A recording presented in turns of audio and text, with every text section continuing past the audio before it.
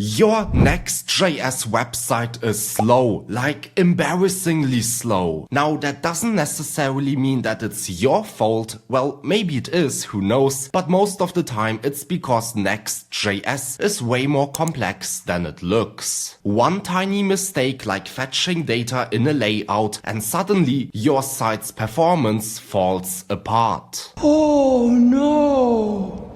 Oh no! But don't worry, in this video I will show you how to fix the most common mistakes that make your website sluggish, and of course I will show you how to fix them. So without any further ado, let's go! Alright, so right here I created this beautiful web application, and I mean, just look at it. The theme is beautiful, I have nice hover animations, but here's the thing, this isn't a design video, we want to talk about performance. So I created two routes. First of all, a homepage, and this is a public route, and inside of here I literally just fetch blog articles from my database and then I render them down below. This means with an image, with a title and a description. This looks good. And then I also have a dashboard route, and this is the route to literally create the blog article. This means here I have a form, and then underneath the form I have a dynamic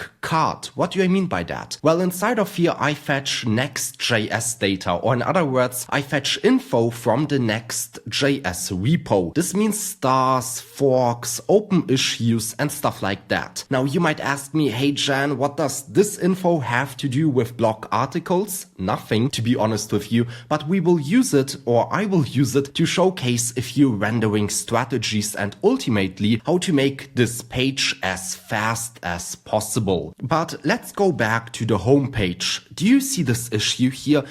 The delay? If I go to the dashboard, the navigation is almost instant. But if I go to the home page, there's some sort of weird delay. And at the end of the day, we don't fetch any big data inside of here. This is very light data fetching. What's the problem? Good question. Let's look at the code. So this is the page.tsx. I have an export default function. This is asynchronous because I fetch data inside of here. Of course, the delay could come from the data fetching, but let's forget the data fetching for now. Let's literally just look at the code. I then have my return statement with some static content, and then I map over my data. I have my card header with an image, and then my card content. So the code looks fine, to be honest with you. Sure, the data fetching might be a problem, but the code itself is fine.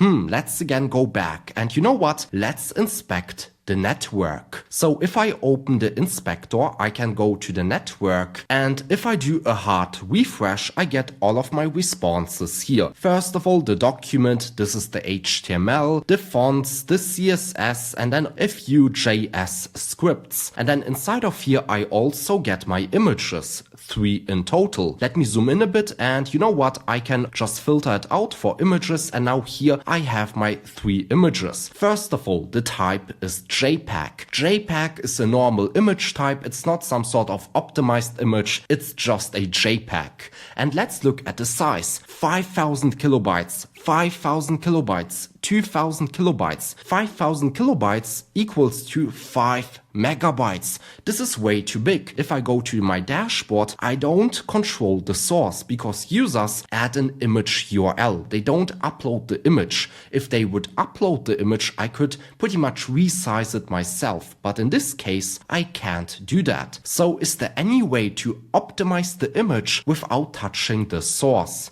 Thankfully, since we use Next.js, there is a solution. So let's go back to the code base, and in the page.tsx we use the image, but instead of using the image, we can use the image component. This is imported from next/image, but what does this component do and why should you use it? Good question. The Next.js image component extends the HTML image element to provide size optimization, visual stability, faster page loads, and asset flexibility. Nevertheless, we currently get an error, and it says missing required width property. Why do we have to add a width property?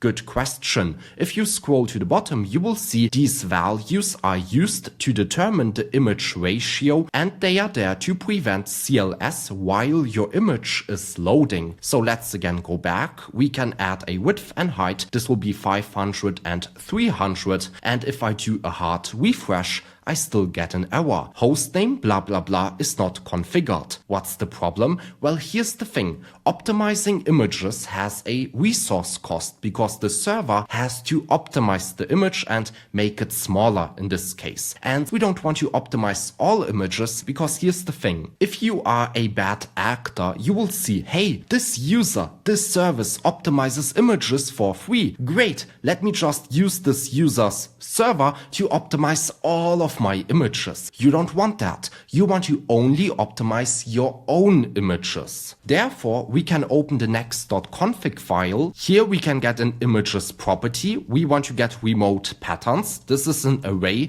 and inside of here we want to create an object. And in this object we can whitelist the certain domain, host name. So in this case, this will be my host name, the protocol will be HTTPS, and the port will be an empty string. If I save this and again go back and do a hard refresh, I should see my blog articles, and voila, we have them right here. Let's again check the network tab. Let's again filter for images specifically, and here you will see something interesting. So these are our 3 images, that's fine, but the type is now web.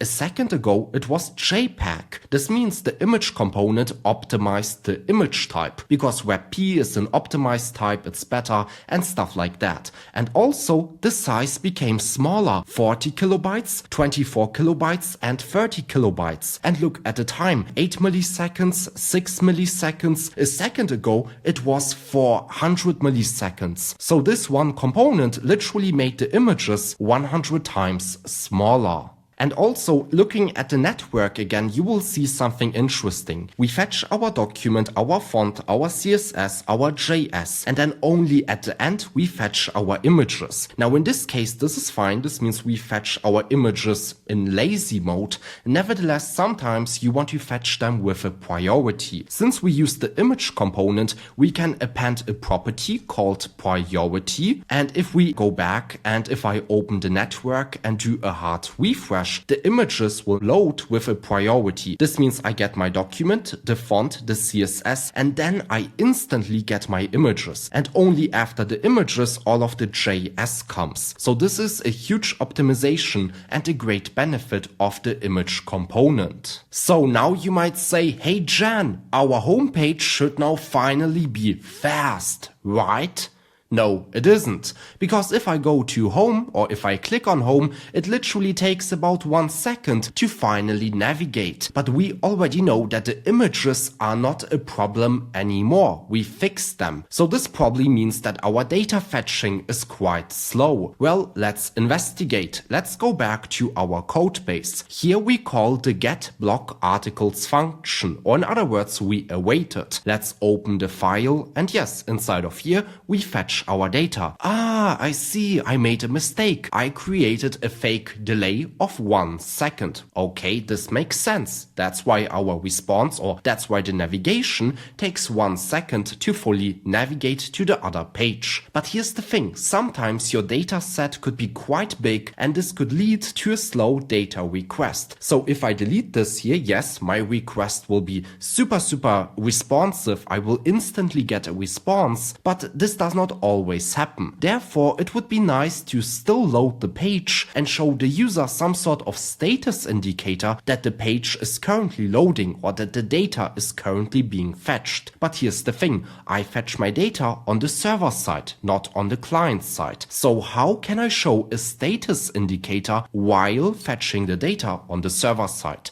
Good question. So Next.js is a framework native to the streaming concept. What do I mean by that? Or in other words, what even is streaming? So streaming allows the server to send parts of a dynamic route to the client as soon as they are ready, rather than waiting for the entire route to be rendered. This means users see something sooner, even if parts of the page are still loading. That means, for example, this outer shell will be partially initially prefetched, and then the dynamic content will be streamed into Vue. There are two ways to implement streaming in Next.js. First of all, you can use a loading file in your folder structure, and this will suspend the whole page. In this case, we will literally suspend everything, but I don't want that, because here's the thing. This section is static, or it's pretty much static. What I mean by that is I don't fetch any data inside of here. So it would not make any sense to suspend everything. Rather, I want to suspend only this section where I render this fetched data, the block articles. And therefore, we won't use the loading file, but instead suspense boundaries. Suspense boundaries are provided by React. They are not Next.js specific, and they allow us to create a more granular streaming experience. So let's again go back to the page.tsx. How do we now implement the suspense boundaries and with that streaming? Well, the first step is to create a separate async function. In this case, this will just be called render block articles or fetch block articles. Then inside of here, you want to await the function where you fetch your data. In this case, this is get block articles. And instead of returning my articles, I want to literally copy the section where I map over my articles. I will copy the section and I will paste it inside of here. This means I will return it. I will rename the function. Instead of fetch block articles, this will be uppercased fetched block articles. I will copy the name and then I can delete this section. And instead, I will just render this component. Then we want to update the export default function. First of all, we don't need to await the data anymore, and I don't need the async modifier anymore. If I save this and again go back and do a hard refresh, nothing changes. The website, the homepage, is still slow. So how can we change this? Well, we want to wrap this component in suspense boundaries. Suspense is imported from React. I want to also add a fallback for the suspense boundary, and the fallback will be loading ... If I go back and do a hard refresh, you will see for a split second, for 1 second, loading ... Let me update the delay quickly, so this will be 10 seconds. And if I do a hard refresh, I will see loading ... for 10 seconds. This means even though my data fetching itself is slow, the user will still see something. So this fallback will be rendered while our data is fetched. Once the data fetching is finished, it will swap out this fallback for our real data. You can also update the fallback, make it look beautiful with a skeleton, but for demo purposes, this is fine. And now let's again test out our navigation. If I go to the dashboard and again navigate to the homepage, the navigation is almost instant. And that's because we use streaming. Streaming is so cool. It's literally the best thing ever. So now we have finished with the homepage, and as a next step, I want to continue with the dashboard. The navigation itself is instant, so this is fine. But there are still a few problems. First of all, this is currently a public route. This means I'm not authenticated. I don't have a valid user session. Nevertheless, I can still see this page. This means we want to now allow the user to authenticate, and then we want to check that the user has a valid user session. If the user does not have a valid user session, the user shouldn't see this page. Implementing authentication, or in other words authorization in this case, brings a huge performance issue, because a lot of people make a very big mistake when fetching the user session. But I will show you that in a second once we have implemented authentication. So to implement authentication in this video, we will use Kind. Kind is the sponsor of this video and my favorite auth solution. They offer everything from basic authentication to advanced authorization, and they recently even released billing, which makes it super easy to monetize your ideas. And soon I will release a huge video featuring billing, so stay tuned. But for now, we want to implement authentication. So if you head over to my YouTube description, which is underneath the like button, then you will find a link that will get you $50 in free credits for the Kind platform. So check it out. And now, without any further ado, let's implement authentication as quickly as possible. And the first step is to sign in. Once signed in, you want to create a new business with a business name, Kind domain, number of employees, and region. My business has now been created, and the next step is to open it. Here I am now presented with an onboarding guide, so I want to use Kind with my existing code base. Then I use Next.js as my framework, and I want to allow my users to sign in with email, Google, and let's say GitHub. Why not? And now we are almost finished, and the last step is to connect Kind to our Next.js code base. So I will click on connect, and here they present us with a quick start guide. So I will follow this quick start guide. You will also do it, and once finished, I will come back. So I set up Kind, I added all of the environment variables, and once a user logs in, I will redirect the user to the dashboard route. The next step is to allow the user to authenticate, because if I go back to the application, I have two buttons, a login button and a sign up button. But if a user clicks on sign up or login, nothing happens. If we go back to the quick start guide, you will find a section called add sign up and sign in buttons. So Kind provides login link and register link components which can be used to start the auth-flow, and that's exactly what we want to do. So I will copy the import statement for these components, and I want to open the navbar. I will paste the import statement inside of here, and if I scroll to the bottom, then you will find this section. Here I render two buttons to log in and sign up. But instead of using the button component to log in and sign up, I want to instead use the login link component and the register link component. Here's the thing, these two components are headless. This means you have to also provide a class name. I have done that, and if I go back and do a hard refresh, everything still works. But if I click on sign up, I will get redirected to the hosted Kind authentication page, and I can now register with either Google, GitHub, or my email. In this case, I want to continue with Google. As you now see, I got redirected to the dashboard, which means in theory, I'm now authenticated. But my navbar still shows the sign up button. This means let's again go back to the navbar component, and we want to now get the user session, because currently I just have a constant user which is set to false. Since this is a server component,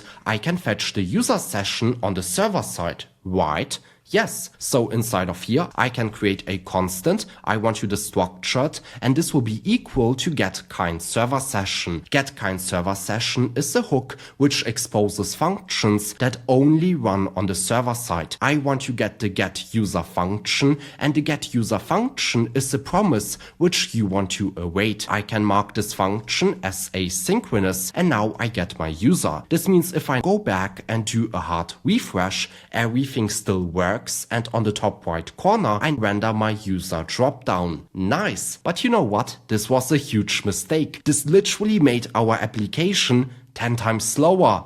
No! What did I do? So here's the thing, I will comment this out and let me create a constant user, and this will be set to false. And then in my terminal, I will run pnpm run build. This will create an optimized production build, and once it's finished building the application, it will return a table with all of the routes. And here you should see something interesting. So the index page and the not found route are pre-rendered as static content because we have the circle, and the route handler and the dashboard are dynamic, server rendered on demand. This is cool. This means our page, our index page, is rendered instantly. It's pre-rendered on the server and we instantly get a result. Nice, but this is because we use this fake constant. Let's again use our dynamic code. This means let's fetch our real user session. If I now run pnpm run build, you will see something very different. So now our index page is not rendered statically anymore, and our not found route is also not rendered statically anymore. It's server rendered on demand. This is weird. So the not found route is generated by Next.js. This route does not fetch any data. So in theory, it should be rendered statically. But why is it rendered on demand? So server rendered on demand. Well, it's quite simple. Let's look at the navbar. So we fetch our user session on the server side. This is fine. This is a server component. But where is the navbar rendered? Well, if we open the layout, then you will see that the navbar is rendered in the root layout above the children. What does this mean? All of the children are now also rendered dynamically. This shouldn't happen. Sure, our navbar can fetch the user session on the server side, but this does not mean that all of the children should also be rendered dynamically. This is stupid. We don't want that. And this is something that most people don't realize. So to fix this, we want to now fetch the user session on the client side, not on the server side. So instead of using the getKindServerSession hook, I want to use the useKindBrowserClient hook. Then I can delete the async modifier and we can delete the await statement. Of course, we want to mark this component with the useClient directive, and if we now rebuild our application, everything should work as expected. And yes, as you see here, our index page and not found route, both routes are now pre-rendered as static content. That's exactly what we wanted, and this is a huge performance optimization. But since we now fetched the user session on the client side, we actually also created a small UX problem or issue, and that's if you do a hard refresh, you get a little flash. And that's because we fetch the user session on the client side, and this means, well, it takes a bit to get the data. And while the data is fetched, the user session is null or undefined. So what we can do is go back to the code. We can get a boolean, which is pending or is loading, and is loading will be set to true while our data is being fetched. And once we get our data, is loading will be set to false. This means if I scroll to the bottom here where I have my ternary, I can check if loading is true, I will just return null, and if is loading is set to false, then we will render our state. If I go back and do a hard refresh, there is no flash anymore. We just render nothing. So this is a bit better in terms of user experience. And as you all know, we implemented authentication to protect the dashboard route. Users have to be authenticated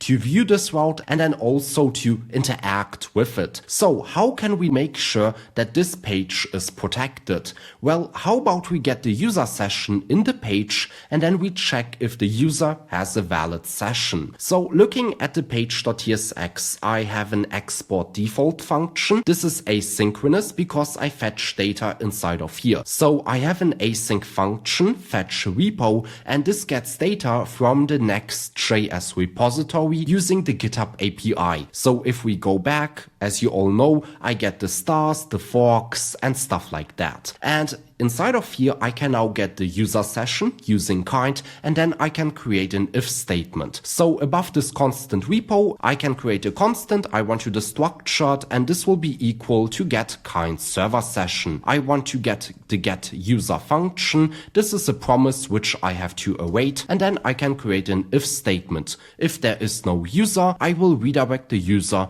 to /API/auth/login. If I copy the URL and open it in a new incognito tab, I will get redirected to the kind hosted authentication page. So this is nice, but why is this a mistake? Good question, and the answer is quite simple. So going back, this is a server component. I fetch data inside of here and I have a cache header, no store. But let's imagine the following. I wouldn't fetch any data inside of here. Then this would now be converted into dynamic rendering. We don't want that. We want to preserve static rendering if possible. And in this case, it's possible. We don't have to check the user session on the page level. We can use something else called middleware. So middleware is used to run code on the server before a request is completed. Then based on the incoming request, you can modify the response by rewriting, redirecting, modifying the request or response headers, or responding directly. Inside of the middleware, we will check if the user has a valid user session, and if so, then everything will be fine. We will forward the request to the server, but if not, we will just redirect the user to kind. If you go to kind, you will find a section called Setup Middleware, and here it says middleware is used to protect routes in your Next.js application. So they provide a with-auth helper, and this will protect our routes covered by the matcher. So if you scroll a bit to the bottom, then you will find this example here, opting routes out of middleware protection. I will copy this code example, and then in my Explorer, I want to create a middleware.ts file, and then I can paste the code inside of here. So here we have this with-auth helper function, and this is what will protect our routes. This middleware will run on all routes, but it won't protect the routes which are defined in this public paths array. So currently they have /block defined, but in our case, the index page is a public route. If we go back to our page.tsx, we can delete the kind code here, so we don't have to fetch the user session anymore. And if I now copy the URL and open it in a new incognito tab, I will get redirected. Wow, this is such a seamless experience. And now here's the thing, I can comment out this cache no store. This means in theory we will now cache the result, and let me build the application. And here you will see that the dashboard is now a static route, pre-rendered as static content. And that's because of two things. First of all, this cache no store is deleted, or removed. This means we cache the result. And secondly, middleware preserves static content. So if I would leave this kind user session check inside of here, we would opt this route into dynamic rendering. But middleware preserves static rendering. We still authorize, or we still make sure that the user is authenticated, and at the same time we get a fast page response or page render. But nevertheless, we still have a problem. This page is statically rendered. That's super cool. But at the same time, it caches the result from the GitHub API. I don't want that. I want to get live results. So let me reinstate cache no store again. If I go back and do a hard refresh, here you will see the current stars. If I add a star and do a hard refresh, it instantly updates. And that's why I want to leave cache no store here. I want to get live data. But if I don't cache the result here, it will automatically opt this route into dynamic rendering. But this does not really make sense, because let's look at the page. This form does not fetch any data. It's static, because this is just JSX. We don't use any dynamic APIs, we don't fetch data, nothing like that. The only section which fetches data is this one at the bottom. This means, wouldn't it be cool if we could fetch, or if we could render this top section statically while only rendering the bottom section dynamically? You might say, hey Jan, it's quite simple, because in the homepage we implemented streaming. So it's quite simple. Let's implement streaming inside of here. Yes, but when you implement streaming, the whole page is still SSR'd. It's just that you suspend the bottom section, but the whole page is still rendered on the server. But wouldn't it be cool to render this top section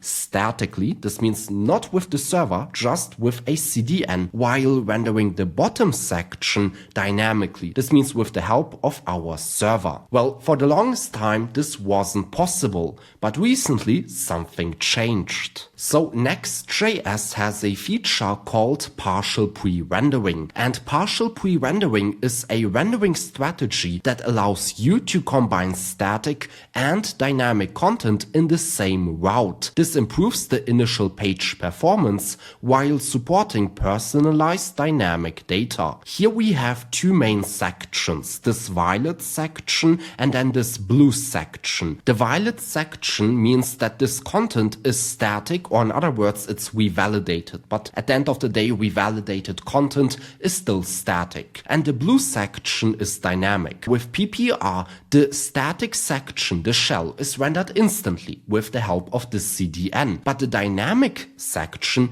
is streamed into view. As you all know, we already implemented streaming. We already know how to implement it. We want to use suspense boundaries, and PPR allows you to combine static content with dynamic content. Normal streaming only allows you to use SSR and then suspend certain SSR actions. So when a user visits a route, the server sends a shell containing the static content. This is this purple section or violet section. Then the shell leaves empty spots for the dynamic content that will load in asynchronously using suspense boundaries. The dynamic spots are streamed in parallel, reducing the overall load time of the page. So how can we implement PPR? Good question. It's relatively simple. First of all, we want to open our next.config file. Then here we want to get the experimental flag and we want to set PPR to incremental. Once you open your terminal, you will get a warning. The experimental feature, PPR,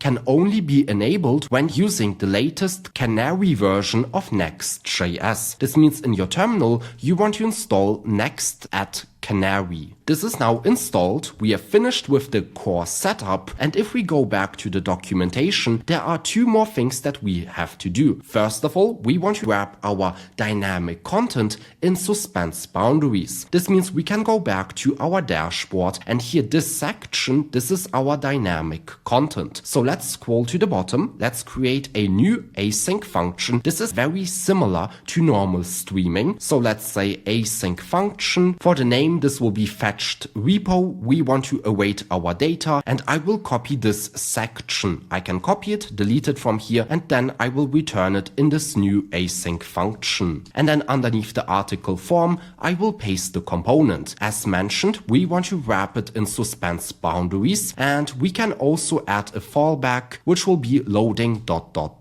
So now we implemented normal streaming. This is still not PPR. This whole page will still be SSR. Implementing PPR is super simple because we want to just export one constant, experimental PPR, and then we want to set it to true. That's it. So let's copy this constant. I will paste it at the top underneath my import statements. And then for my async function, I will add a delay of, let's say, 4 seconds. And if I go back and do a hard refresh, we now see at the bottom loading ...